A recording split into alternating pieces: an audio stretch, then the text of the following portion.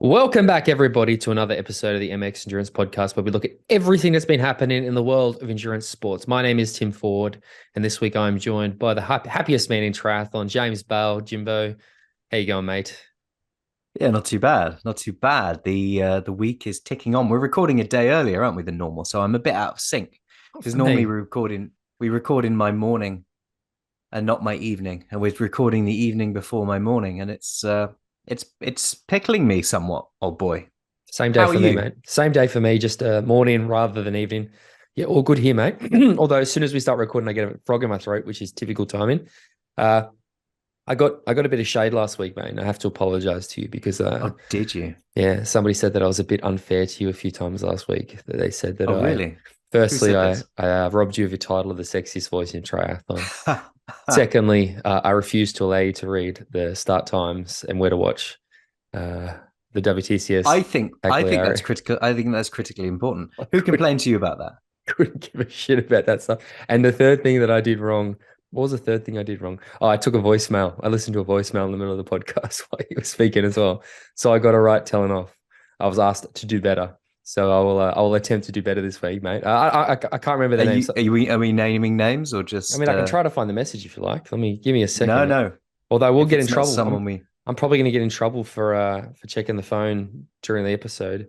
I don't know, it's hard. I get so many DMs on Instagram, so it might take me a little while. Well, who was it? Steve Sharp. Steve Sharp's the one who said it. Steve Sharp told me to stay sharp. Thank you, Steve.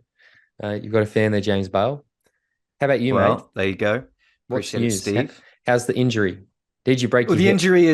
the injury is no, it's not broken. It's a turns out it's an inflamed fat pad or something, and they've injected a load of corticosteroids into it. And it is easing. I still can't walk without a hitch. I'm walking a bit like this, but it is easing and I'm doing rehab on it, and I hope to be running again soon. I think that may be the best excuse I've ever heard in my life now. I have an inflamed fat pad. Is that your problem, James? You've got, is that what's going, is that what, is that's what, if that's what's wrong with you, mate, you've got an inflamed fat pad. An Uh, inflamed fat pad. Apparently, there's a fat pad that sits between the top of the femur and the hip joint. And almost like a if shock it gets absorber. inflamed, yeah, it's like a complete nightmare of an inflammation because it explains why I've been struggling to put weight down through my hip. Just thought Um, maybe I've got a fourth nickname for you at the start of the podcast. The what the inflamed, fat pad? the inflamed fat pad. But other than that, what's ticking along? I'm ticking along at the moment, to be honest. I've got lots of balls in the air and just waiting for some of them to land and see what they do when they do land. I had a depressing moment yesterday, mate. So as people will know, I've had this foot injury for the start of the year. I'm back running. Actually, I saw the sports doctor again on Tuesday because he wanted to do a follow up, probably second cortisone injection. He said I don't need it, which I thought was cool. So no, I'm all good. But I did my first run in those fancy Mizuno carbon race shoes yesterday. I haven't, I've had them for like Mm-hmm. months and I've never been able to use them. I thought, okay, I've got a set of 400s and 800s. It's time to test these bad boys out and see what they do for my pace. And if it was not the most humbling fucking experience of my life, putting on this and I, when I'm like running as hard as I can. I'm like, I am speed, I am power, I am a gazelle. And then you check your watch and I'm like struggling to run 340 pace. It was a rough day, man. Like I came home with my tail between my legs, and it's like that's probably what 6 months of no real top end speed work will do to someone. Yeah. How did you find the your first? Because you haven't had much experience in super shoes, have you? You haven't really gone down that road. So how did your Achilles and your calves react to that slightly sort of firmer position and a slightly raised heel? It's interesting because these shoes they've got a really fat foam pad. So I found them really Mm, soft, to be honest. I mm, don't know if you've seen them, but they've got a really weird shape where the heel sort of is cut out. So if you landed on your heel, you'd almost rock. I found mm. them because they are very high, like, and because I've got orthotics in them as well. I put them on and it's like I'm a foot taller. Like I suddenly feel like, I mean, Yeah. I mean, they push you. I mean, I haven't tried the Mizuno ones, but I've got the Vaporflies, and they you get in them and you feel like you're yeah. moving. It's promoting movement. Yeah, I find them probably a little bit less stable than what I'm used to. Again, the Mizuno shoe's got Mm, quite a unique sole. It's got a big sort of chunk missing, and Yeah, but I didn't. I think I was a bit nervous about sort of how my foot would hold. Honestly, absolutely fine. So, yeah, they could, super shoes do so much. Not enough for me yesterday, unfortunately, but hopefully with a bit of actual consistent effort, yeah, it'll get there. I did a run, so I went up to the Gold Coast on the weekend, caught up with a mate of mine, and we did a run together. Like we ran 21K, and I think we did 10 minutes sort of effort. And it was the first time in ages where he wanted to go about 440 pace, and it just felt easy. So I thought I'll kick it up a gear, and I went to 420 pace. I'm like, oh, this feels easy too. So I kicked it another gear. It's the first time I've actually had the gears, if that makes sense. Like, and again, I'm not running 330 or 320s, which I probably should be aiming for those sort of efforts. But it was just nice to sort of hit that 4 minute pace and feel quite comfortable, and to absolutely fucking drop my mate and make him embarrassed because I owned him so bad. So that was a pleasant experience. But no, it's good to see the training's all headed in, I guess, in the right direction, which is Glad to nice. hear it, mate. Yeah. Glad to hear it. I've actually entered a race as well. I've entered a race for next May, which is the Devon Coast to Coast Ultra. So it's from the south coast of Devon to the north coast of Devon. It's 112 miles and it takes 40 hours. How much So that's swimming that's and how going to much be. biking is involved? It's just going to be there's going to be four of us, and we're just going to grid it out for 40 hours across the two moors and make our way across the county. It's going to be good fun. Sounds hideous. But this podcast is the official podcast of MX Endurance, the world's premier endurance sports community, created by four-time world champion Chris McCormack. Jimbo, I want to start on a rather somber note this week because the news came out earlier this week that Gustav and Mikael Eden's mother passed away.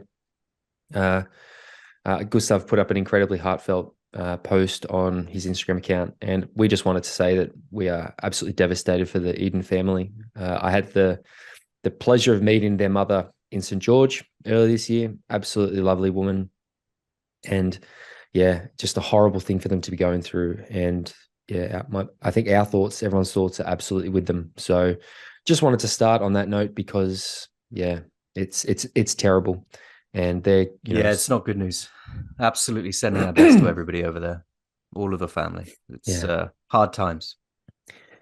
So now that we've got that out of the way, I guess we'll go through a little bit of what we're planning to do this week. We have a guest on this week. We have Ellie Salthouse, who's going to be dropping in the episode a little bit later, but we're going to go through a few little bits and pieces. We'll review the Calgary race from the weekend. We'll preview I'm in Hamburg this weekend. But the place that I wanted to start, mate, is about Lionel Sanders. Now, I haven't seen Love the it. YouTube video Love a yet. bit of Lionel Sanders chat. I always love a bit of Lionel Sanders I've chat. missed it. It's been a while. It's been a while. I don't know, mate. This one's sort of given me deja vu a little bit, to be honest. Oh, I saw, really? Oh, no. I haven't seen the YouTube video yet. I will. I do like his YouTube content, but I saw Try 24/7 did a quick summary, and the headline was "A lactate monitor doesn't win races," and I thought, oh, this has got my interest because it seems to be a bit of a trend at the moment with a few people like Maxi Newman after he won the PTO race say no bullshit science, and then you've got Lionel saying that lactate monitors don't win races, and it sounds like he's basically going through what's the word I'm looking for? Reassessment, restart, a reboot. That's the word I'm looking for of his approach to triathlon, where he's going back to basics. He's changing his diet a lot to eat more healthy. He's saying that he eats like a bit of Is he going to become like a Viking type of thing, where he's just like, the Rocky Four montage where Drago's in the hyper scientific side of things and Rocky's out in the wilderness. Is that what we're expecting? I call from that the Lionel skipper now? approach, to be honest. That's always been the skipper method has been what I've referred to that as. But I think it's just like, saying that he's going to clean up his diet, that he was, basically only eating lettuce on burgers and, stuff on pizzas and things like that. That he had, two bad races this year. And like I said, I hope this guy has the best, but this really is giving me flashbacks to, I think it was 2018 where we saw him. Vegan Lionel. He went vegan. And it just seems to be this cyclical thing with Lionel. And I suppose this is why he gets, why he's as popular as he is, because he sort of has the struggles that so many amateurs have. But I don't know, mate. I saw this and I think that there's a lot of validity to what he's saying about, the Norwegian method isn't working for him. But I mean, lactate monitors do kind of win races lately, if we're honest. Like a lot of the I don't think it's ever a case of a certain method does or doesn't work. It's more whatever you've committed to and works for you. Do you know what I mean? It's not, I think it's very difficult to say, well, that method doesn't work and that method doesn't work. he seems to always be hunting for whatever method will work for him, as opposed to committing to something and finding some consistency in it. Mm. We've said this before. But I mean, I always hope that he's going to crack that nut, and go and find whatever brings the dream performances out of him. I'm not entirely sure that we're ever going to see him reach the heights he once did or once had the possibility of. I think that ship might have sailed, but yeah, you never know. You never know with Mr. Sun. He's proved me wrong before. He has. It does just, I guess it just concerns me a little bit because of the fact that I said we sort of are seeing history repeat itself. And 2017, where he was second in Kona, he had that mini meltdown 2018, and we didn't really see him back on that World Championship podium until 2021, 2022, sorry, 2022 or 2021/2022. But that's 4 years. And I think the difference is he doesn't have probably got another 4 years to do it. And like I said, I am so not interested in talking shit about Lionel Sanders, but this, like, I do just see this, and it is that it's almost like PTSD, or like, I just feel like we've been through this with him before, and you just kind of want to shake him and be like, mate, you just need to, like, if this is the one, this is it. Then you can't, we can't keep seeing these changes, because I feel like he gets find the method and just go for it now. Exactly. I don't want to see him lose any more time, because I do feel like the last, post St. George. I mean, here's the thing, okay? Like, you can, I understand that the training might not have worked, but a lot of stuff happened to Lionel Sanders in the last 12 months, right? So that second place in St. George was an absolutely incredible performance. He's then had his first child, the increased attention from a second place in the World Championships, going into Kona with the like, it's not like he just had that race and nothing changed. So yeah, I just really want, because again, nothing would make me happier than to see him sort of excel. And I definitely think that, I mean, if you listen to Joe's podcast this week, they talk a lot about how a lot of people do seem to be moving to that LT1, Ironman race pace, like trying to replicate what the Norwegians do without all the information what the Norwegians do, and it not really working for people. Because I sort of, again, I agree. I think that we've seen a lot of people have success, like, trying to completely reinvent the wheel constantly is not the secret to improving. I've said this in so many aspects of life. It's always it's about evolution and refinement, not reinvention. And it seems like a lot of people recently have sort of tried to reinvent what they do without success. So yeah, I think everybody just needs to understand that there is no one size fits all approach to train. That's why you have different coaches that have success, and they're not always successful. They have ups and downs. And I mean, like, Dan Lorang is a coach that I don't think enough people have been talking about lately, where a couple of years ago, he was the new hotness. Dan Plews does an incredible job. Mikkel, incredible. Olav, excellent. They're all great coaches. Dave Tilbury-Davis, excellent. I know that Dave's got a couple of new athletes, which really excites me. Yeah, it's just like, you do sort of see the trends move, and Lionel does sometimes seem a bit more guilty of that than others. And he is more susceptible to following the trends, I think. He seems to be, especially at the moment where he seems to be searching for that answer. I mean, we've said it a lot previously on the podcast. I've said it to athletes that I've worked with and coached. What is going to make you successful is not what is going to make that person successful or that person successful. What's going to make you successful at what you do, or the best at what you can do, is finding what works for you and being able to do what you can do consistently for the rest of time. yeah, It's about finding what works for your lifestyle, for what's pressures you've got around you, and fitting that into the most sustainable training schedule you can actually maintain. And until you find that, forcing someone else's methods on yourself is not going to be the key to it. And also setting unrealistic expectations of yourself. I always say to people, for the first few weeks of a new training block, take 75% off what you're expecting from yourself and set that as your target. And then you're more likely to meet it, and you're setting up a sort of pathway of success, rather than feeling like you're failing when you're not achieving what you want to achieve. Yeah. Anyway, Lionel, mate, your team, I'm sure you guys know what you're doing. Just please, like, I just want to see you succeed. I love it. I still think of that that St. George 70.3 finish where you had him, Magnus, Daniel Beckergaard, Sam Long. Yeah, it was And cool. then him and Sam had that sprint. I still think to me that's like peak Lionel. At that point, I thought Lionel was the best 70.3 athlete going around. And I just wish, God, I wish he just had gone to 70.3 worlds that year. I think it would have been. Did he go? He didn't. He didn't. He didn't go to St. George that year to do the 70 point or the next year. Anyway, the next thing, mate, is we're talking about Colin Chartier again. He's popped up again, and it's interesting because we've been very, I guess, measured and tried to be objective and reasonable, and separate the athlete. This is blindsided on me. I didn't realize there was any Colin Chartier news in this podcast. Well, so this is me hot off the about press for me. I might have a little bit of a rant because this really fucking pissed me off, if I'm honest. I saw this post and I was like, you fuckwit. And I have, like I said, been like, I hope the guy's okay and everything like, but I'm gonna read this post out to you. And I'm sure that a lot of our listeners have already seen it, but he's changed his Instagram account this week to the bio reading disgraced former professional triathlete, ski mountaineer, PTO US Open champion, Ironman 70.3 champion. Firstly, fuck off, cheat. Then he put up this post. Thank you to every person who has shown me kindness and grace this month. That ain't me.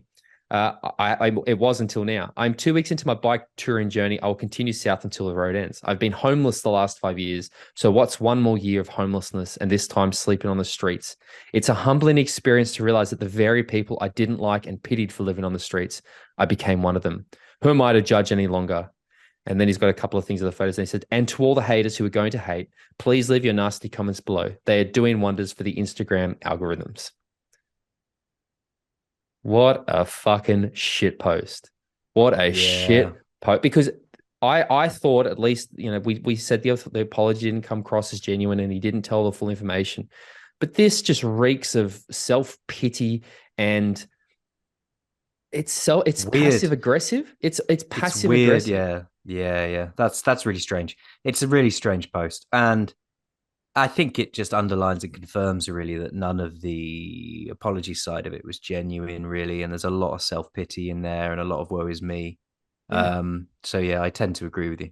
I was having a conversation with a unnamed person this week who is in professional triathlon. And we're talking about this post specifically. And because I said, yeah, it just comes across so passive aggressive and like baiting the haters, saying, because again, I was shocked to see that, he's got like 1,000 new Instagram followers as well. It's good to see that it's starting to drop again because it should. But they were saying, the unnamed person was saying, do you think that this resentment is coming a bit because he's sitting there going, well, I know other people are doing it. Why haven't they been caught? Do you think that maybe there is a bit of a frustration because of that, that sort of changing? And I thought, fuck, that's actually a very astute and interesting observation. That depends. Mm-hmm. Now, it depends because I'm sorry, I'm fidgeting a bit. I'm trying to find a comfortable place. Yeah, I know it gets you fired up, mate. I understand it. Yeah. It depends. It depends on what his input's been. If he has gone to the appropriate authorities, whether it be the governing bodies, whether it be the drug testers, whoever's asking him the questions, and completely emptied his soul and told everybody about everything that he knows, and nothing, and crickets, and nothing's happening, then I can understand there is some warranted frustration there. Mm-hmm. But if he's just sitting on his dick and gone cycling and putting shit Instagram posts up, then what have you got to be frustrated about, Colin? You didn't do anything, mate. You didn't do anything other than harm the sport. You didn't do anything to help it. You didn't do anything to change it. So, no, I mean, until he's willing to be part of a solution, then he should just cease to be part of the ecosystem. I'd love to just see him delete his account, to be honest. It's the bait in the like, yeah, come on, give me hate because it's good for my, like, just the other thing is, well, saying I've been homeless for 5 years. It's like, no, that's called being a professional athlete, chasing your dreams. And then saying I'm going to have to be homeless another year and sleeping on the streets. Like, dude, you won $100,000 at the PTO race cheating. Like, let's lose the pity, thanks, because nobody feels sorry for you for this. Like, yes, yeah. I hope mentally you're okay until but shit like this is just, it's antagonistic, and here's an opportunity to be humble and actually fucking, try to show some remorse. And then you do this shit. And it's just, to me, everything else, it's just back to being a fuckwit. Like, I just don't. Very strange passive aggressive post. It is such a shit post. Don't do it. Just, again, go away for 12 months, mate. Nobody, you don't need it. You don't need it. You're not doing yourself any favors. Fuck off, please. I say that nicely. I'm not a hater. I was thinking, I don't hate him. I hate what he did. I think that's an important sort of separation to make. But I do hate that. That is a very strange use of social media for someone who's trying to, I assume, build some sort of rehabilitation of their own image. That ain't it. I can't believe the number of comments. So many people being like, somebody was like, "Oh, you should remove disgraced from your bio." I'm like, no, and all the people like sort of like fawning over him. It's almost like because he's talked about the haters. You've got these people who've gone so far the other way, almost like, no, Colin, we love you. So I was like, why are you guys hero worshiping this guy who is objectively done bad things to the sport? I find it odd. I find it really, really odd. And even then, people who have been hating, having people sort of been like, what more do you want from him? It's like, not this. Like, do something. Actually try to fucking... In this instance, it's not more, it's less. We want less from him at this point. Correct. He has to, if he's going to do shit like that, he has to come out, he has to talk more. I think, I know that Joe's been trying to get him on his podcast. I'd love to get him on this show. He has to be willing to absolutely fucking go and answer the questions, right? That's kind of what I meant, really, when I was saying if he those frustrations are warranted if he's using his voice for good. And at the moment, he doesn't appear to be, even if he has fessed everything up to the authorities or the governing bodies or whatever. Nothing's happening. So in that instance of nothing happening, that's when you have to use your voice outside of that to say, I said all this, nothing's happening. You know what I mean? Yeah, I know. Just get it all out there. Yeah, exactly. Anyway, let's move on. I don't want to talk on that too much again. It made my blood boil. That's why I am talking about this week. I have somewhat of a platform, and I'm going to use my platform to have a rant because somewhat of a platform. The biggest podcast in triathlon. No, biggest podcast, biggest in the personalities in triathlon. In the world, not in the world. Yeah, we do. Well, it's kind of us and Rogan, isn't it? It's kind of. I was going to say, people. I know that people get you and Rogan confused a lot, so it's. We are very similar characters. Wait, how do you want to do this? You want to put Ellie now? Do you want to? Let's do the race. What do you want to do? Tell me the plan. Well, I would suggest we drop the Ellie interview in now. Okay. And then we'll do a bit of a race review and then a race preview at the end. So it's all nice and condensed. How does that sound? Sounds good. So we will be back in a little while after. For you guys, it won't. For us, it's instant. For you, it'll be after. Here's Ellie Salthouse. All right. As we would have just said for our listeners, not for Ellie, we are joined this week by Australian professional triathlete Ellie Salthouse. Ellie, I was checking the research. The last time we had you on the show was the 5th of March, 2021. So it has been over 2 years since you graced us with your presence. A lot has changed since then. How are you going? Yeah, thanks for having me. A lot has changed in the last 2 years. So yeah, it's good to be back on. I know the plan was to connect in Elsinore last year after the European champs, and I think we both had bad performances. So I don't think either of us are really that keen to have a chat post-race. But as we sort of said, you've been all over the place. We've seen you racing in Australia, racing in Europe. You're now in America. You're telling me you're in St. George at the moment? Yep, just got to St. George yesterday for only 3 days. We're actually en route to Bend, Oregon to train with Paula and Eric for a couple of months. So yeah, had a great Aussie season and came here via Ibiza for the PTO race. And then I just raced in Germany at 70.3 Krakow and now finally here in America. We're definitely going to be talking about that Germany race in a little bit, but one of the hot tips I got in St. George, I was there in May last year for the World Champs, not racing, just there working. But one of my athletes took me out for chicken waffles. Now I'd never had chicken waffles anywhere before, and they took me to this place in St. George, and it's like the one American meal that really made an impact on me because I don't particularly love the food in America. But those chicken waffles, I sometimes wake up in the middle of the night on chicken waffles. It was an experience. So that was definitely to grab the name of the place because I've never had chicken waffles either. So that can be an off-season treat. Yeah. I also know I found there's a really good cafe in St. George. It's a vegan cafe. Gaia's? Yeah, I think so. Garden Cafe. Yes, awesome. Yeah, that's the best coffee I found in America ever. I remember the first time. Again, you're an Australian, you'll understand. The coffee in America is not the best. And I went there sort of skeptical and I'm like, oh my God, it's actually acceptable coffee. This is a revelation for America. So Yeah, the one bad thing about being from Australia is we're all coffee snobs, whether we I know it know. or not. So when we Oh. travel, it's so hard to find good coffee that's up to standard. It is a real problem. Like, again, I travel a lot, and I think I've just basically given up most of the time. I've got one of Yeah, the AeroPress portable things now and a little hand grinder, so that's saves exactly me. what we do as well. The Oh, AeroPress all the way. I was in Poland last year for a week, and I think it's the worst coffee I've ever had in my. Like, it was grim, like really, Oh really no. like Oh, grim. well, can't be any worse than the drip coffee in America. Anyway, we're not here to talk about coffee. We're here to talk about your professional triathlon career. As I said, Yes. it's been a couple of years since we had you on. I know that.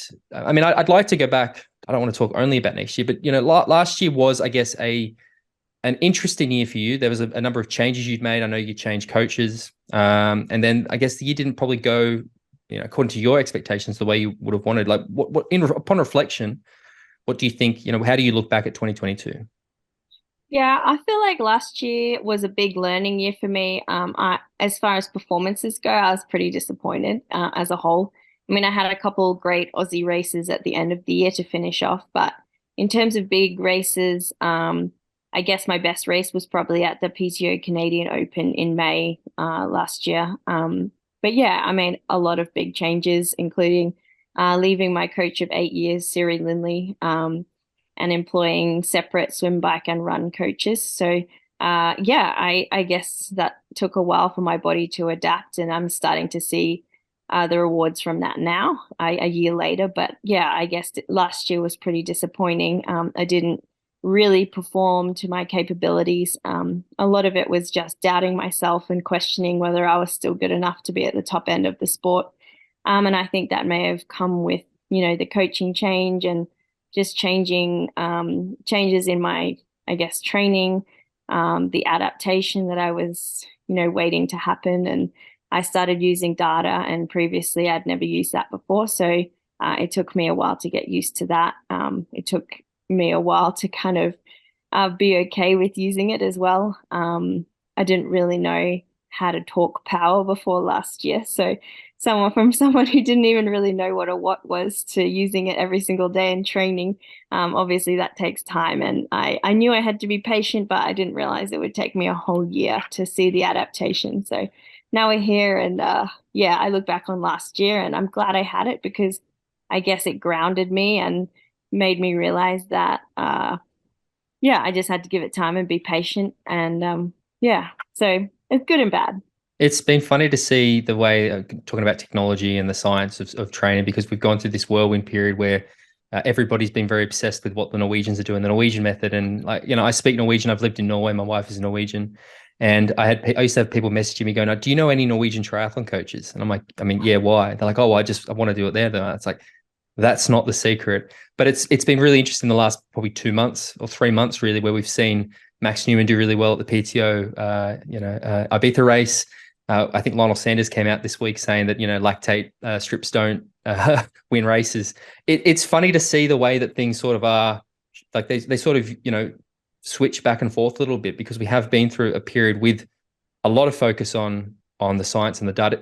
Is that part of the reason for you, I guess, focusing more on that sort of stuff, or is it because of the change of coaches? Like, what was the reason for you making that switch? Yeah, I didn't change coaches to chase data or different methods or anything like that. I guess that just came with the coaching change. Siri and I, like, obviously I have so much respect for Siri.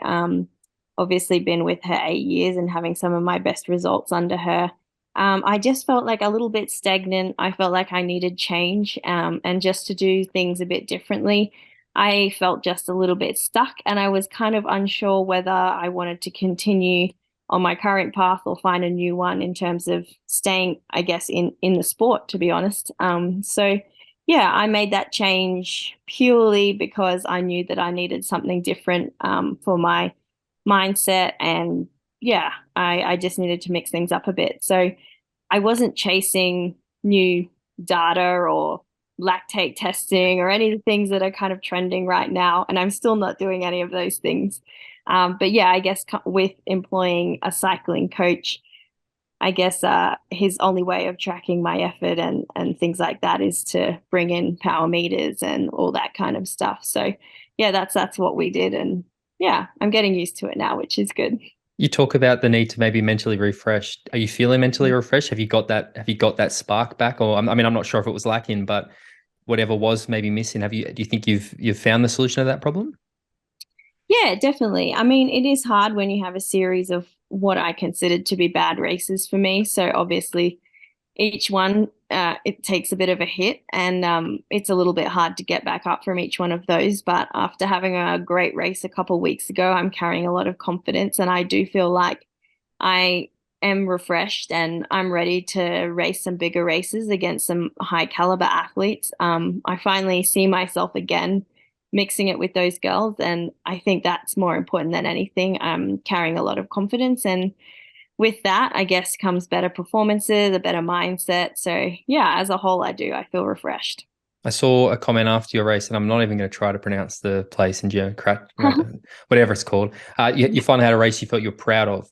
Yeah. What you sort of alluded to it, but like talk to me a bit about that. Like, you have won 70.3 races. I think that's right. So, I mean, as an outsider, I would assume that the confidence shouldn't necessarily be an issue, but maybe you can talk. Was it purely those bad performances, and like maybe talk through that mindset journey a little bit?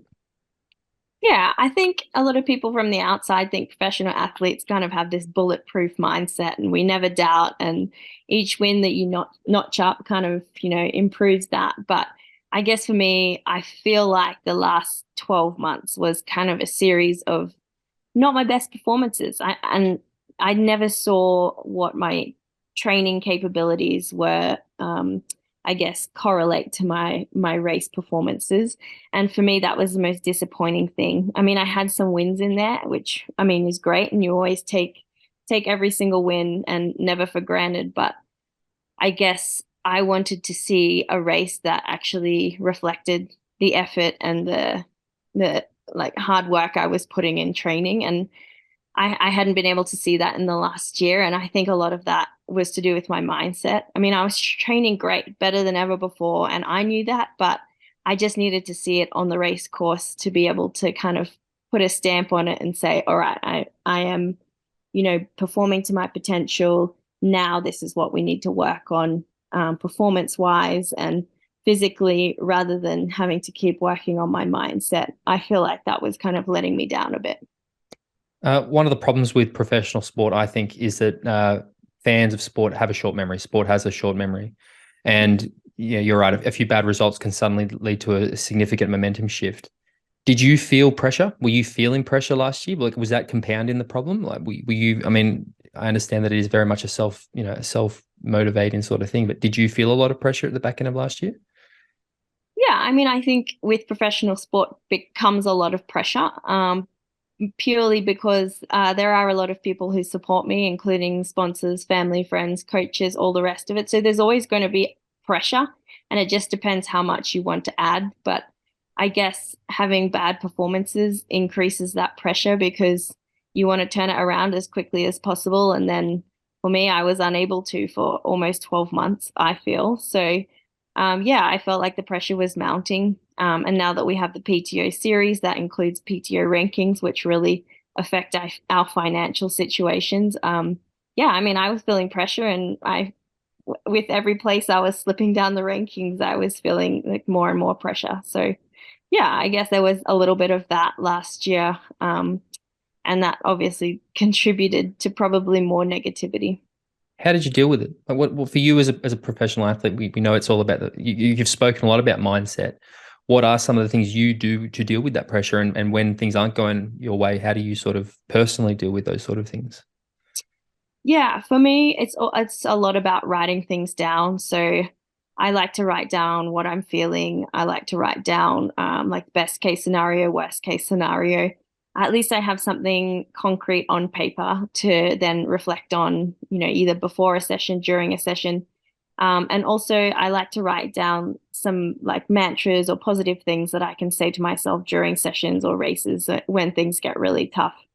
Yeah, I think pressure is pretty much all comes from within. So I think if I can really just take a step back, strip things back to basics to a time when I didn't really feel pressure, then it helps me move forward.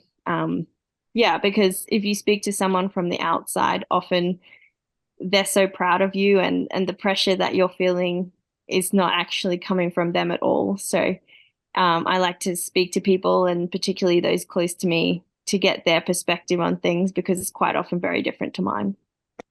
Not that I'm stalking, but I do follow your career quite closely, and I know that you, as you said, you sort of went to Melbourne 70.3, had that win, then Tasmania 70.3, Husky, Hell of the West. You know, very great start to the. I guess I know it's the end of last year, but the last few months have been very good.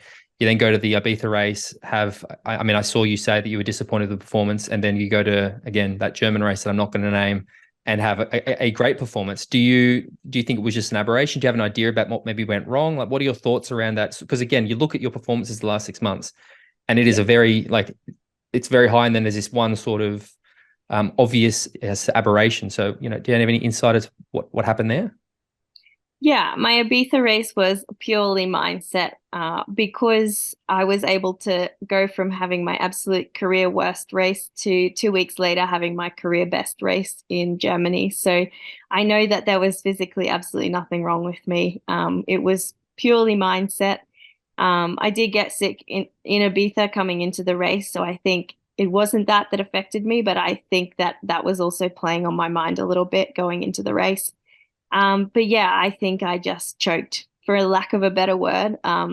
It was a high level race. It was the first PTO race of the season. I guess you could consider that a championship race, if not stronger than a championship level race. And I haven't been a part of one of them since September last year. So it's all good to go home to Australia and win some Australian races, but at the end of the day, they don't have the caliber of athletes that are turning up to these races. I mean, you're racing the world's top 30 athletes, and everybody's got their strengths. Everyone's at their fitness at their fittest. So I think, yeah, absolutely just choked. And yeah, for lack of a better word, I have no idea what happened, to be honest. But yeah, I mean, I'm really proud of the way that I was able to turn it around in just 2 weeks, and yeah, really just reframe my mindset, and yeah, have a much better day.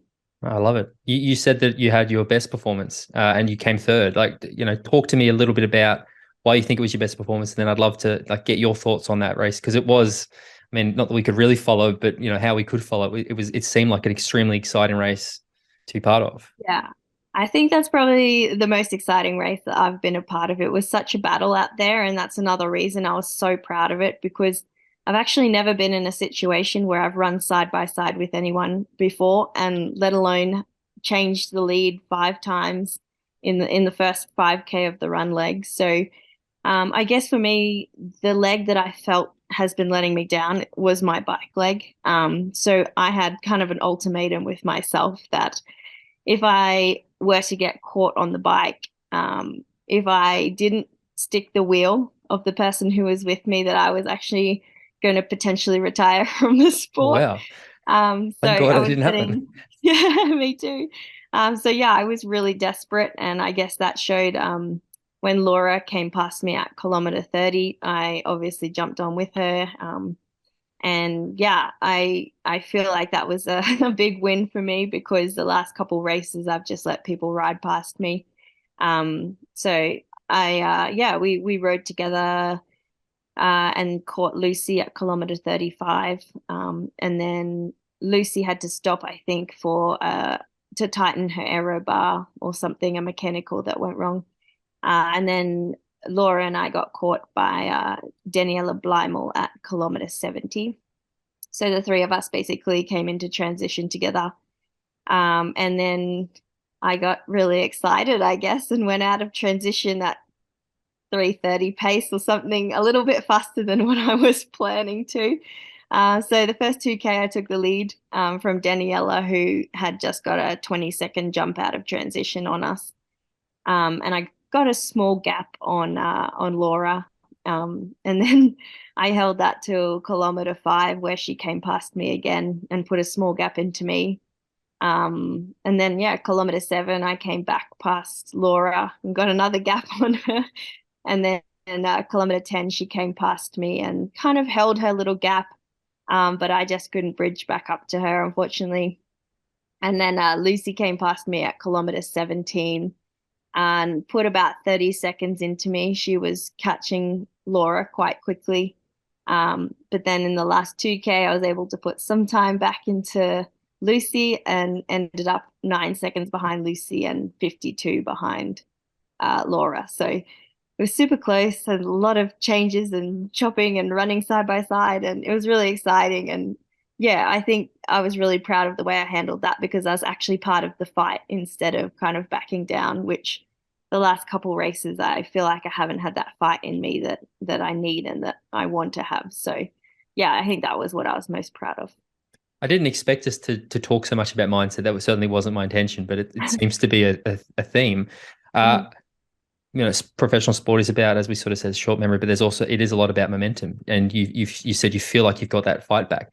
How have you felt that, and how are you using that following on from that race? Like, are you noticing it's giving you more fire in training? Are you feeling extra motivated? Yeah, 100%. I feel so much better in myself, and it's kind of lifted everything for me in my everyday life, to my training, to my confidence and my motivation to train.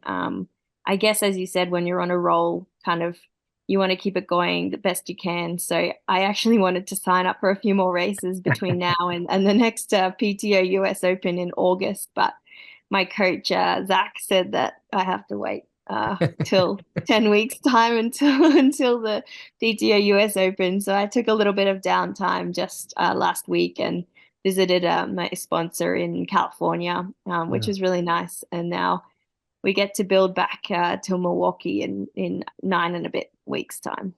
Oh, awesome. I think it's funny as well. One of the things I've really noticed with women's racing in particular at the moment is that middle distance field, I guess you want to call it, is possibly the most stacked, deepest I've ever seen in triathlon, in either the men's or women's field, particularly the middle distance. I think that you've got some great long distance athletes, but it's not as deep. Whereas that middle distance at the moment is like, you know, you can go to a start list and there's like, you know, the Ibiza race, for example, there's 10 or 15 people who you could all plausibly see win in it. What as part of that, because I definitely consider you to be one of those names that I would always, you know, any race that you start on, I always consider you a potential winner. What's it like to be part of this generation where we've got just this incredible women's field that is so close, and we're seeing these performances like you mentioned in Germany? Yeah, I think the middle distance races were typically seen as like a stepping stone distance to the long distance or the full distance events. So to have so many women specializing in that distance now, I think it's really special, and it's changed the entire dynamic of the distance or the sport. It's almost a sport in itself now, in that it's so specialized and the training is quite specific for that particular distance. It's a great mix between the long course athletes and the ITU athletes. And I guess there's so many different strategies and so many cards that can be played from all the athletes that it's so exciting because you never really know what's going to happen. I mean, someone could have an incredible day who's, you know, racing their first middle distance race, or you could have somebody from long course that comes back to the middle distance and has an incredible day. So you just never know. And I think being a part of that and being in a position where our sport has been financially supported as well gives a lot more incentive and a lot more motivation for the athletes to really specialize in that distance. It's getting a lot faster, which is a lot more exciting. And obviously we're getting a lot more coverage, and our sport has been televised on over 200 countries now. So I think that's also bringing, you know, a lot of excitement and motivation. And yeah, it's helping our sport progress, and it's helping a lot more people get involved and step up from ITU and step down from the long course to be a part of the middle distance events. I like that you brought that up, because that was where I was going to go next. We've got the Olympics next year somehow. I still can't believe it's Olympics again next year. And we saw yesterday. I know. And it's amazing to see. I mean, I don't think we saw that many athletes really step up from short distance to long distance this time. But I mean, Ash Gentle, for example, another Australian who we've seen has just made such an impact on the middle distance race in coming from the Olympics. Who do you see those short course athletes? Are you watching that you're thinking, Christ, when you step up, it's going to make things interesting? I think the big thing I've noticed with Olympic distance racing at the moment is that swim bike power. I mean, not that the run is weak, but there's a real, the Mike Kimars, the Sophie Colwells, the Katie Zafir, these people who are just pushing the pace at the front. Like, who are the ones that you're watching going, I'm looking forward to when you come up because it's going to be fun. Yeah, I think we got a bit of a taste of it last year when Flora Duffy stepped up just for a few races before her next Olympic campaign. So I think it'll be exciting when she has an opportunity to fully focus on the middle distance and really give it her best crack. So I'm looking forward to 2025 after the Olympics, because that's typically when a lot of the ITU athletes step up to the middle distance. I'm also excited to see Taylor come back to that middle distance, Taylor Knibb. I think she's definitely a force to be reckoned with her swim bike. And it fully changes the dynamic of the race because her bike is just so incredibly strong, and it's noticeably stronger than most of the other women. So it really makes it a big strength race, and it makes it a really strong ride, which sometimes a lot of the athletes will sit in, or it'll be a swim run event and kind of the bike might get a little bit lazy. But with the likes of Flora and Taylor and Paula in the races, I mean, now you've got to be on your absolute A game, both across swim, bike and run. 100%. I think if you look at some of the individual performances in specific disciplines at the moment, like with the Tamara Jewetts and the Annie Haugs, and then the Taylor Knibbs, and it's phenomenal. Like, it's such an exciting time. Looking at, I mean, you were in Ibiza. Everybody, I guess, was there, and you definitely touched on the fact that it's been a real positive, period for the sport, increased in broadcast and all these opportunities.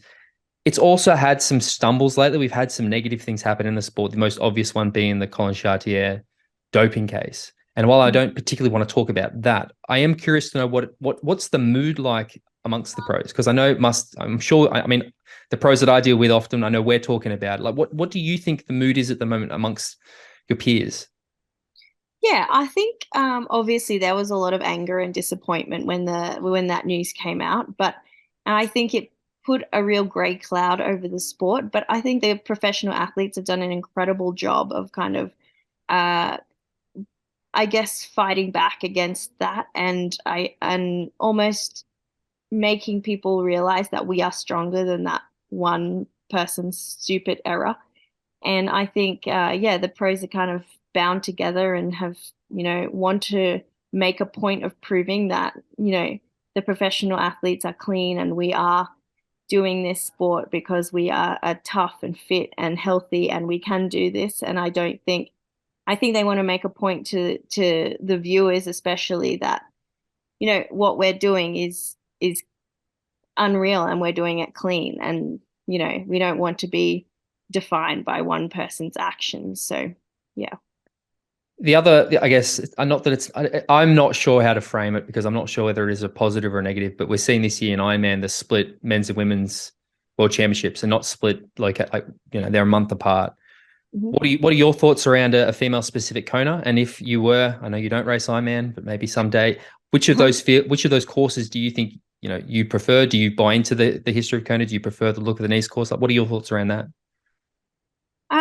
To be honest, I really like that the women have their own day. I think women's sport is becoming hugely in the spotlight, and obviously, as a female athlete, I'm a huge advocate for that. Often, when the men and women race on the same day, I feel like the women get a little bit lost purely because the men are at the front of the event, and all the media are at the front of the event. So I do like the men and women have separate days. I do feel like the split between the two locations, I actually think it's nice. Cool. I think it's nice to mix it up. I know there are a lot of pros who probably wouldn't agree with me, but I do think it is time to have a new location, at least for half of the event, to move it around and potentially see some new athletes shine. I guess with Kona, you kind of know the conditions, you knew what you were going to get. So I think having a separate location every other year could potentially see someone else's strengths play out. And we could have completely different style of athlete win the race in a completely different way. So for me, if I were to step up, I think I would enjoy the Nice course, to be honest. I do South love of France, climbing and much better than Hawaii. yeah, particularly love descending. So I think that'd be a good location for me. But I also do love the heat and humidity. So, I might have to have a go at both and see what happens. Yeah, I love it. You touched on the PTO earlier and the fact that we had that Ibiza race, which is basically a championship field. We're seeing three identified races plus the Collins Cup later in the year. But as a member of that incredible female generation, like do you like, is this a positive for you where you get to race these stacked fields constantly? Or I mean, I'm sure it's a positive, but do you feel there is an added pressure that comes with that? Or like what do you think about that? Yeah, it's absolutely great because when you do come to a championship event, I mean, it's not any different to the 4 other races you've done that year. So it definitely, I guess it takes the pressure off almost in that the championship events are no longer, um, I guess, a stacked field compared to other events. They're all very, very similar. You're racing the same people all the time. So in a way, you get to learn their strengths, their weaknesses, how they're going to race tactically. So yeah, I guess the more you get to race these women, then the more exciting the race gets because we have to figure out ways to beat each other. But yeah, I guess with those types of races and the stacked fields, it does bring pressure. So you've got to be on your A game all year round. And you also have to target the races that are going to play into your favor. I mean, typically all the races have I guess, different courses, different locations, different weather conditions. So because you can't have A races 5 or 6 times a year, you've really got to target which ones are going to play into your favor and then just target those. Yeah, so it is exciting, and I guess it makes for a really exciting calendar for us.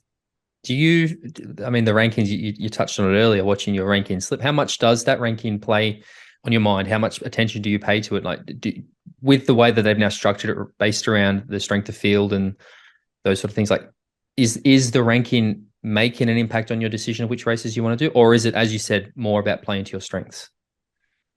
Yeah, I mean, the fact that the PTO are having 4 races this year, or 3 confirmed, I guess that's how we structure our year now. We put in those 3 races, and then we plan the rest of the year around those. I guess the PTO ranking, it doesn't really so much play on my mind in terms of how I structure my year based on my ranking, but I mean, I'd like to see myself in the top 20 on the regular basis just to ensure I get selected for these particular events and also the Collins Cup that's potentially later this year. It also has a financial impact at the end of the year. So I guess, I mean, there is a little bit of pressure that comes with the rankings, and you do have to consider what that means for you. But yeah, I mean, I don't let it affect the way in which I race or the races that I race. No, fair enough. I mean, you said that you basically, there's 3 PTO races that you then base your season around. One of the unique points about the PTO is that it is athlete owned, or there is a component of ownership by the athletes. Do you feel ownership of the events? Is that why you are?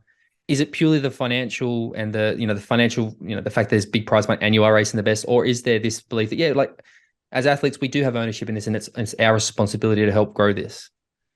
Yeah, exactly. I feel like I've almost been, well, with the PTO since its inception. So I do feel like I almost have a stake in this. And the PTO are really, really great about, the board is really great about listening to the athletes' feedback. They always ask for feedback, whether it be positive or negative, and then you actually see the changes been implemented in the way in which they run the races. So I really like that. And I feel like we have a lot of input.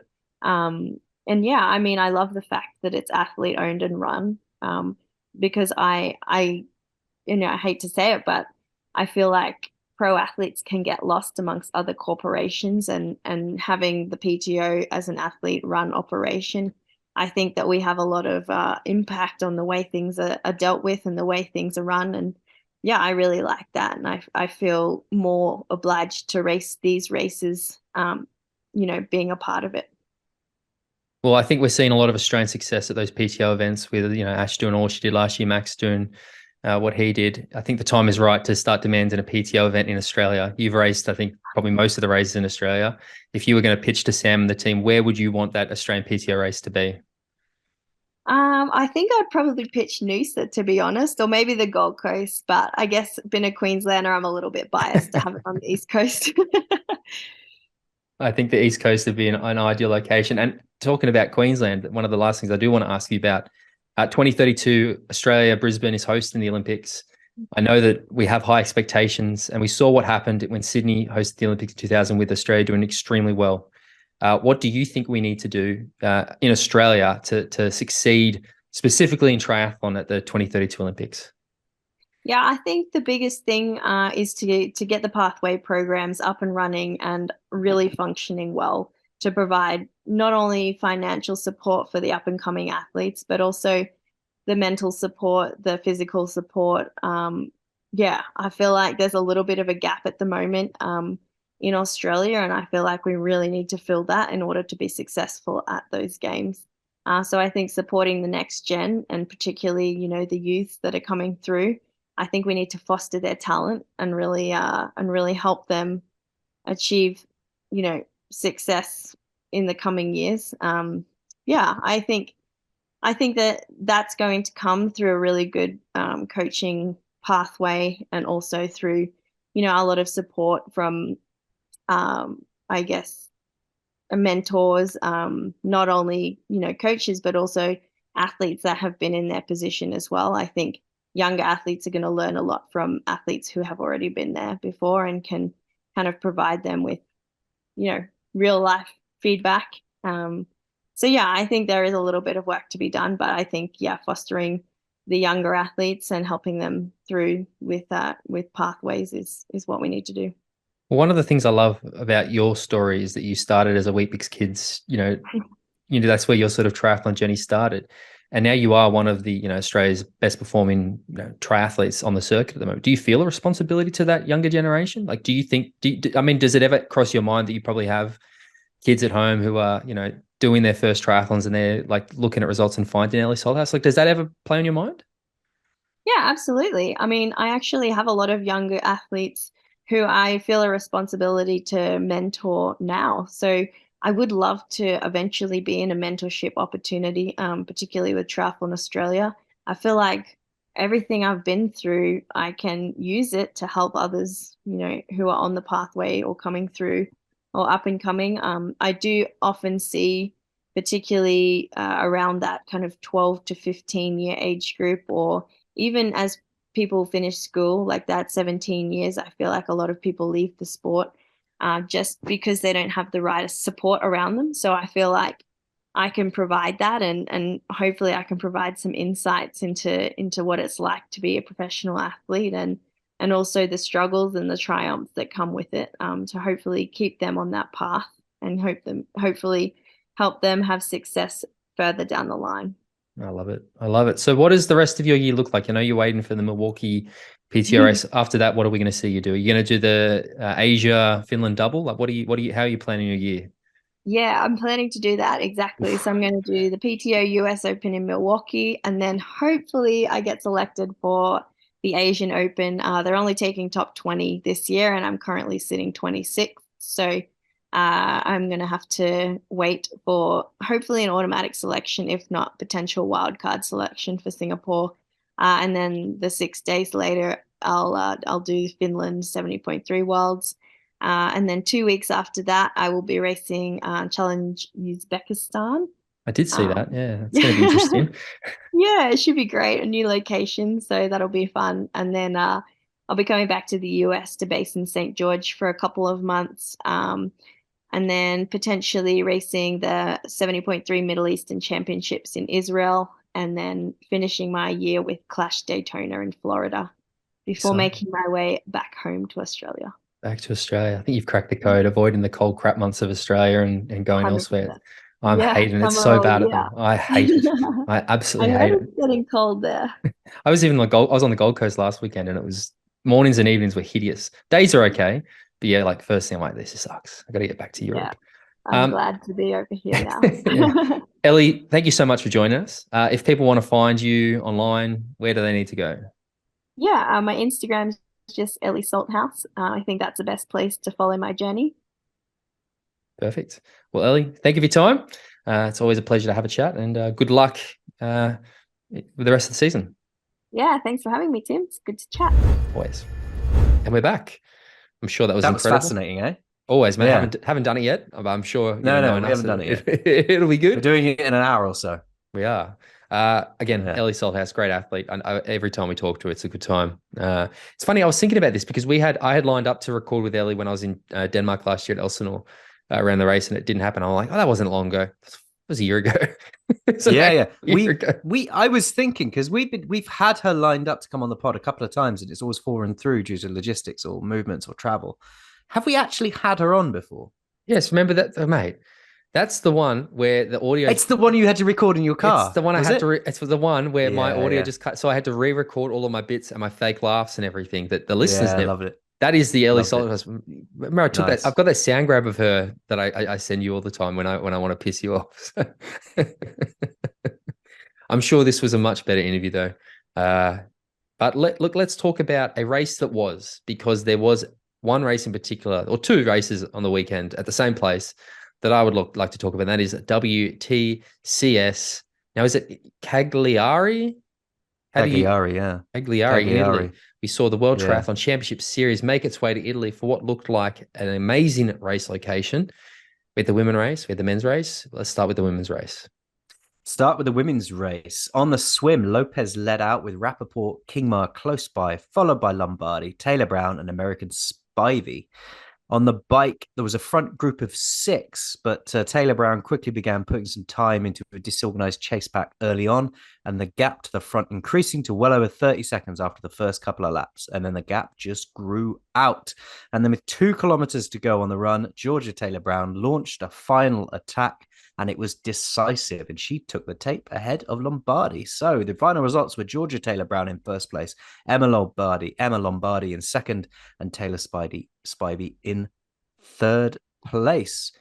And it's an interesting race. I think last week we told everybody that Georgia Taylor Brown wasn't racing, didn't we? We did. I think she wasn't. I didn't see on this, and I did see after. No, so I think that was a bit of a ball drop by us, but I'm glad to see she was there, and it's good to see a bit of dominance. She's obviously been working on her swim, because I think she was concerned about the quality of her swim after the couple of bad ones she had. So I turned this on probably halfway through the run, and I saw the move that she made where she dropped Lombardi, and fucking hell, that was a move. And it was also because you had Spivey in third place, and I believe you had Cassandra Bergrand and Beth Potter who were sort of running up. And it looked like they maybe were going to catch Spivey. So the whole dynamic on the run was fascinating. But some things to note. I know that Maya Kingma had, I think, an asthma attack. Really suffered. Spent a bit of time in the medical afterwards. And the other one that I wanted to touch on a little bit is about Gwen Jorgensen, who we know is trying to qualify to make the Olympic team, and she got lapped out on the bike, because this was an 8-lap or a 10-lap bike, like a multi-lap bike course. And again, with WTCS, if you get lapped, you're eliminated from the race. And yeah, Gwen got lapped out, so didn't even make the run. And man, my heart just fucking bleeds for her, because I'm so invested in her success. Like, I want her to get there, and to see one of the absolute greats of the sport literally just not even within a fighting chance. And again, what's disappointing me a bit is I've seen it. She's copped a fair bit of hate online for this. I've seen people saying stuff like, how arrogant of her to be able to expect to just come back and do that. It's like, fuck off. Like, how can anybody criticize somebody like Gwen Jorgensen, who has been so great for the sport, to trying to do something like that? Like, it baffles me. But yeah, it's not looking good. No, it's not looking good. She posted on social media afterwards. She said, "Posting before I process, as I'm not sure I'll ever fully process what happened on the field of play today. Lots of feelings flowing, confusion, frustration, guilt. My day ended halfway through the bike. I'm left questioning, wondering, and hopefully processing." Despite receiving plenty of positive messages of support on her post, the future looks uncertain for Jorgensen as far as her Olympic ambitions are concerned, because there's only 3 slots available in the USA's team ranking, as she's currently in 8th place in the USA's the top two to me is a foregone conclusion at this point. I think you've got Taylor Knibb and Taylor Spivey are locked at this point. And Summer Rappaport agreed. was right up there. This Paris course is a lot less technical than the Tokyo course. And we know that the one sort of glaring weakness that Summer Rappaport has is her bike handling skills. I mean, Katie Zafiris was actually, what was she, top 10 or, maybe top 15? Katie's up there or thereabouts. So she'd be knocking on the door again, which you never would have told. If that, I thought that race, she got bronze, I think. She got bronze in Tokyo, right, Katie? Is that right? Yeah. I thought that's the perfect, excellent. But, we could be seeing Katie Zafiris go back to the Olympics. Yeah, absolutely. Like you say, Summer Rappaport is up there, and she keeps consistently being up there, which is she's going against my predictions of the graph of her career, to be honest, because I thought those bike handling skills were always going to haunt her to a point where I wasn't expecting to see results like this. She's been very consistently good at the moment, which is proving me wrong, which I always love it when someone does that, because I wasn't expecting to see it. Beth Potter was up there. Georgia Taylor Brown winning it. That excellent. Excellent. Doesn't that give it like hasn't a Brit won every one so far now? I know that she won this last. Oh, you mean the WTCS races? Yeah, this year. Yeah. Yeah, because she won Abu Dhabi. Yeah, someone. So Potter, no Potter. Beth won one. Yeah, Beth Potter's won one. Sophie's won. I think it's a Brit for Brit, mate, so far on the WTCS this year. Beth's Scottish, not English. British, mate. I know, I just like to. No, again, I'm. We know British women are strong at triathlon. Fucking newsflash, shocking. Georgia Taylor Brown said, "Today is a massive relief. I know it's only been 2 races, and I've been a bit dramatic after those 2 races, but it's nice to be back. It's really nice to be back. It was a bit of a shock to miss those front packs, but I've already tried to keep my mind clear and trust the process and believe it would come with time. And today, I'm finally back." Yeah. Again, it was delightful to watch. Like I said, I found the racing behind pretty fascinating. Again, Cassandra. I just think if we can see Cassandra get everything together, she's going to be very hard to beat in Paris. But there's, like I said, 10 women who I think I hope Flora Duffy gets injury free, because I really want to see Flora back there trying to win another gold. But yeah, it's going to be a hell of an Olympics on the women's side, because it's going to be really, really unknown field. You're going to be going in there with anyone who is good. It's good enough to win it, because we've got winners coming from everywhere at the moment. And Taylor Spivey's looking on fucking form, because she's now leading the WTCS standings, ahead of an Emma Lombardi, with Georgia Taylor Brown in 3rd, Summer Rappaport in 4th, and Sophie Goldwell in 5th. I'd love to see Taylor good, man. I'd love to see her get the WTCS title this year. I really, again, huge fan of Taylor Spivey. And again, after the bullshit that happened with the American team in Tokyo, no, I say bullshit, but yeah, I feel like she was pretty hard done by. So I think she's gonna, live that dream, which is exciting. The men's race I did not see, because it started at like midnight Australia time, and I was a tired little boy who went to bed. But I saw the highlights the next day, mate, and this looks like it was somewhat of a battle. Just wanted to check though, before we get to it, who did you pick for the win? Yeah. All right. Sometimes genius misses, mate. It's true, but who did you pick? Just so it's on the record. I picked Christian Blumenfeld, I believe, didn't I? And who did I pick? Yeah, I know you picked Alex Yee, I think, didn't you? I did. Stop clock is right twice a day, isn't it? But every time he races, as far as I'm concerned at the moment.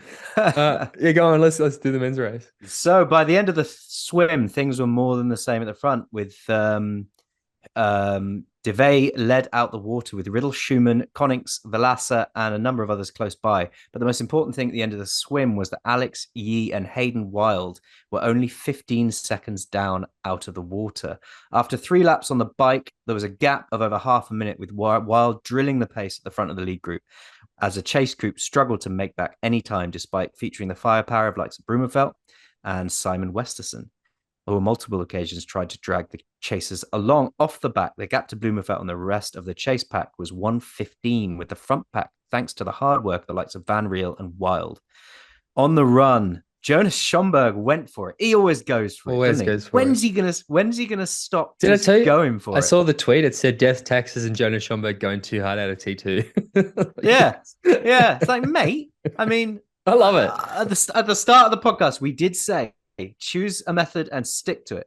And he's doing that. I love it. So I reckon every time he's like, I made it to 1K, I made it to 2K, I made it to 3. Like, eventually he's gonna make it the 10K. Exactly that. He is he's the old version of you, just running that extra couple hundred meters every time. Exactly. By the end of the first lap, the two pre-race favorites had reeled in Schomburg like they always do.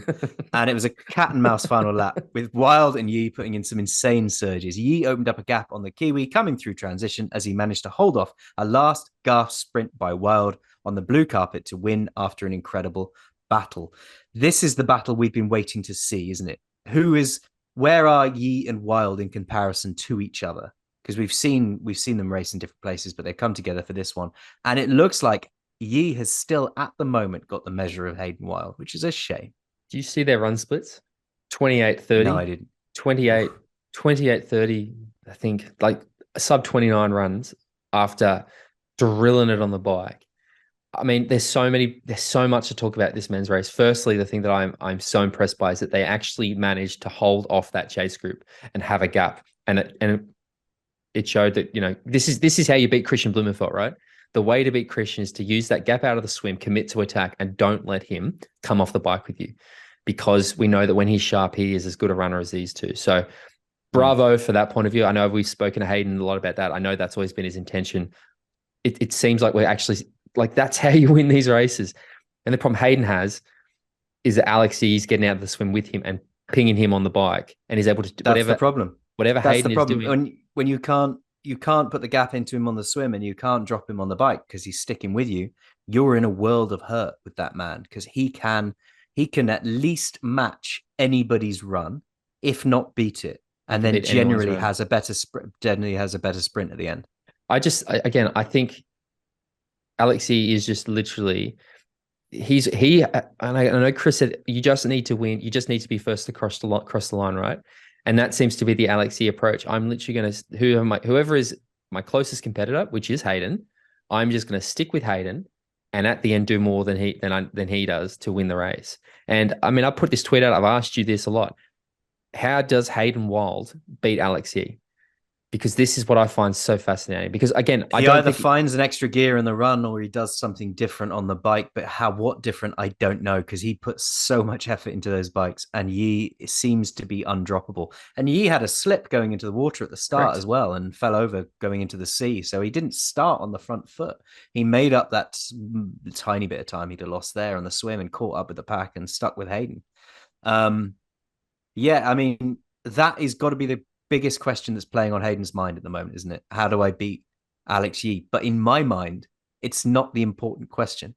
We'll get to that in a second. Yeah. Well, we'll do it now. I think the most important question is, do you think these two are doing all this at each other at the moment, where in reality the stealth problem is Christian Blumenfeld just 100%. Going through his season? 100% yes. Like 100,000% yes. I mean, I've seen, like I said, we discussed it, the idea that we're going to have to see a different Christian win this race. I think, again, look, a couple of years ago, right? We saw Christian have the ups and downs in lead up. I don't think you can read anything to Christian's performance this far out. Those guys know exactly what they're doing. And like I said, though, I think what we saw them do on this weekend is how you beat Christian Blumenfeld. You have to capitalize on that swim gap. You have to get out of the water with a bit of a lead over him, and then you have to fucking hammer it on the bike with a group of people who are committed to staying away, because we see it too often in the men's racing where it just ends up as a big fucking group. Because, if you give Christian even a fucking sniff, he's going to fucking win this thing, I think. Having said that, Alexei, mate, you know, we've always known his potential, and we're starting to see it. I mean, at this point, purely based on existing form, it's Alex for the gold. I can't currently, based on current form, I Yeah, can't see right anybody now. I beating him. mean, that's the worry I've got though. Is I worry that how much are the teams of Alex Yee and Hayden Wild thinking about how the season plays out with a view to next year? I feel like Christian Blumenfeld is just like a fucking shark in the water, man. Of course he is. Just He's doing what he's mate. doing, and it's all going to culminate in Paris, He's a which is fucking banging. shark. Christian Blumenfeld is a fucking shark. And if he sniffs blood in the water, mate, you better look the fuck out. I would, he, like I said, I could, every start list that Christian Blumenfeld is on, I could very comfortably pick him for the win. Doesn't matter the fucking distance, mate. From a super sprint, super league, all the way up to an Ironman. He is the most dangerous triathlete on the planet at the moment. And yeah, like I said, I just feel like we know that he came out and said that WTCS isn't a priority this year. It's about qualifying for the Olympics, which we know he's going to do. It's about getting that number one PTO ranking, which we think he's going to probably do.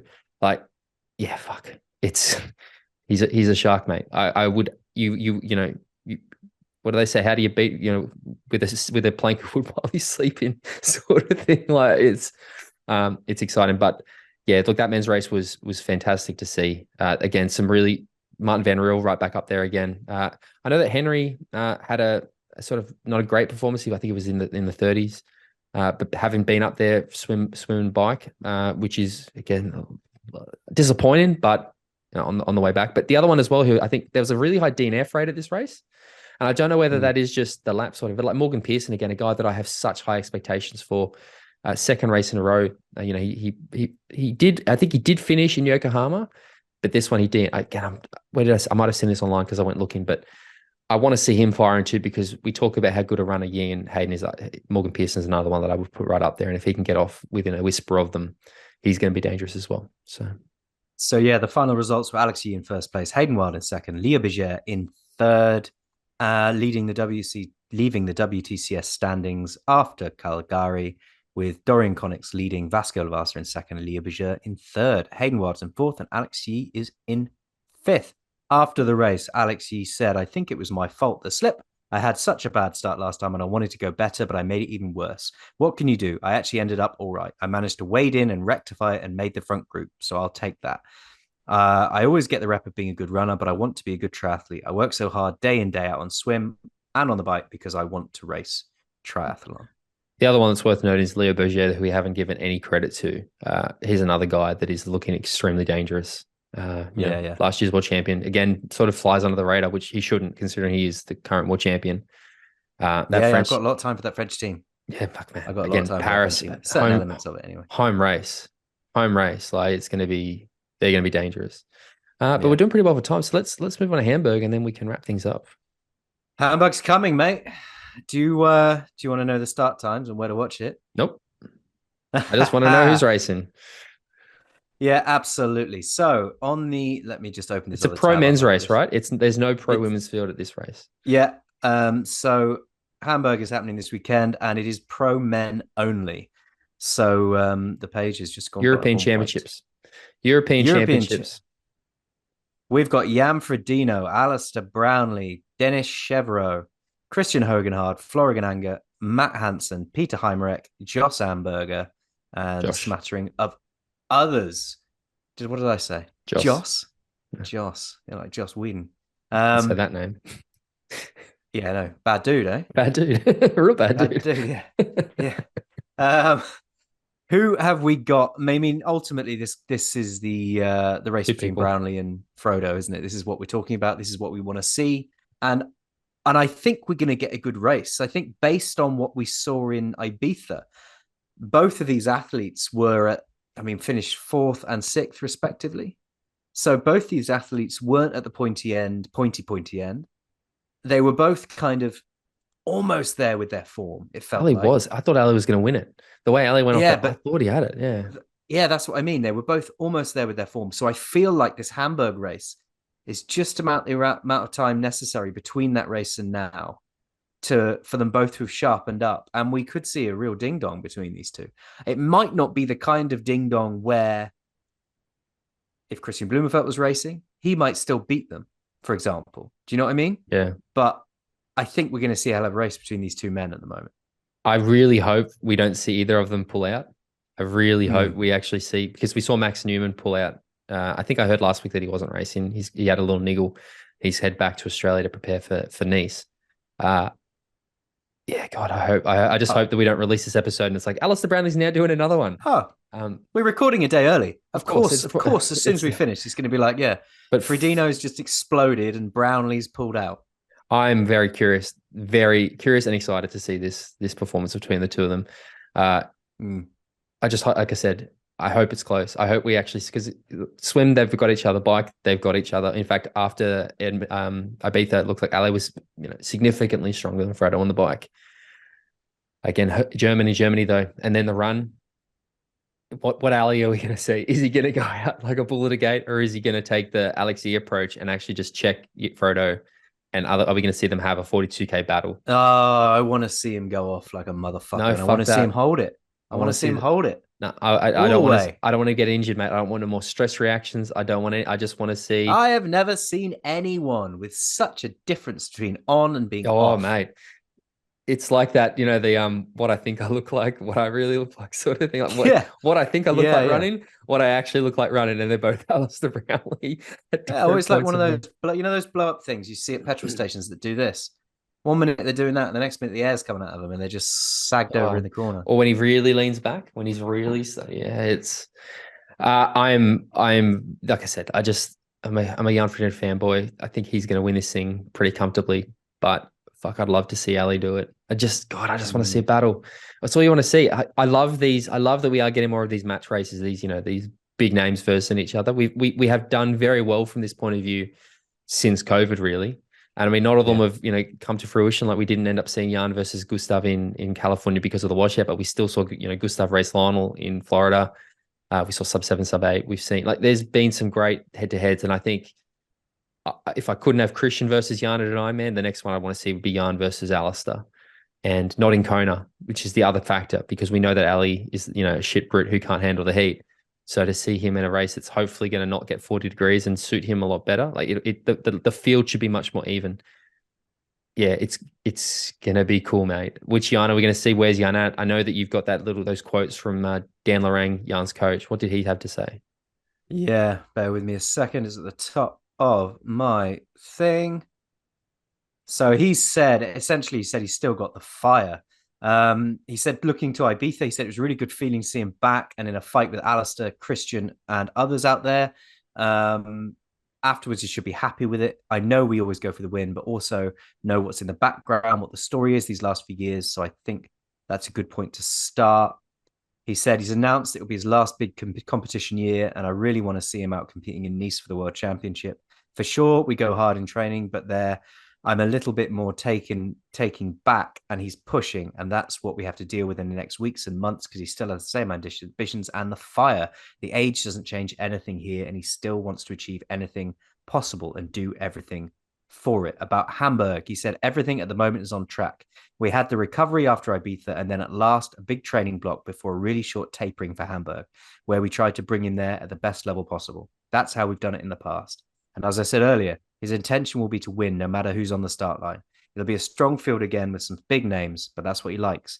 And I think then we also see where we are in terms of the Worlds and Nice and a long distance race that will give us a lot of information about what to do in the last months of a career. I think it's also worth noting, I expect we're going to see Florian Angert and Christian Hogenhag up there as well. Yeah. I don't think we're just going to see Jan and Alistair off the front. I think that there's plenty of bike power, swim power, but I'm picking Jan Frodeno for the win. Yeah, it's interesting that he's gone for a big training block and a short taper. So it's kind of like he wants to win it, but he's going to be training through it, if you know what I mean. Because the short taper, race, recover, go back into another block. It's gonna be interesting, I think, to see how he goes. I know another part of this article, Dan did mention that he wished he could send him for an MRI every day just to check every part of his body, because he said that's the kind of place that they're at the moment, is that sort of level of worry and concern, because he's on the very edge of training as hard as possible. And, I know, 42, you start to feel it a little bit more. Well, I hope he's had some hip problems. Hopefully he doesn't break a hip. That would be good. Let's hope not. Yeah, looking forward to Hamburg. We'll touch back in next week after discuss it all. Jimbo, I think we're doing pretty well for time. We should probably wrap things up for this week. If people want to find out more, what do they need to do? Yeah, if you want to find out more about MX Endurance, head to mxendurance.com or search MX Endurance on Facebook or at MX Endurance on Twitter or Instagram. If you want to follow me, I'm at bale.james85 on Instagram, or you can follow Tim at D414 on Instagram. Jump onto iTunes, give the show a review. You can do it in the podcast app. We could do with some reviews at the moment. We haven't had one for a while. I know there are many, many people out there listening. So go on, take a moment out of your day and go on to your podcaster of choice. I was thinking as well. A review. I was thinking, because we're obviously renaming this podcast in a few weeks. So we're coming up on our 250th episode. I reckon that's probably when we're going to change, I reckon. What do you reckon? Dispatch. Yeah. You also think, whatever. Do you think we should reset the number in? Because I don't know, if you see a podcast and see it's like number 250 something, maybe we just restart at number one. Restart, like, comics, we'll just restart to number one again. Will that reset all the No, everything will still exist. Nope, nothing. Yeah. I won't change anything, except I always put the number in front of the episode name when I upload it to our podcast catcher. I'll just start at one again. Oh, I see what you mean. Yeah, no, I think you should reset. I think it should be the number one episode for Talking Triathlon. Yeah, sounds good. Well, yeah, I think we'll aim for that. That's 6 weeks away or something. So it's getting exciting. Maybe we've got the Talking Triathlon Instagram account set up. There's literally nothing there at the moment, but start heading over there. It's good to see people trickling in. I'm excited. Jimbo, I'm going to be talking to you in an hour with Ellie, but everyone else, talk to you next week. Cheerio.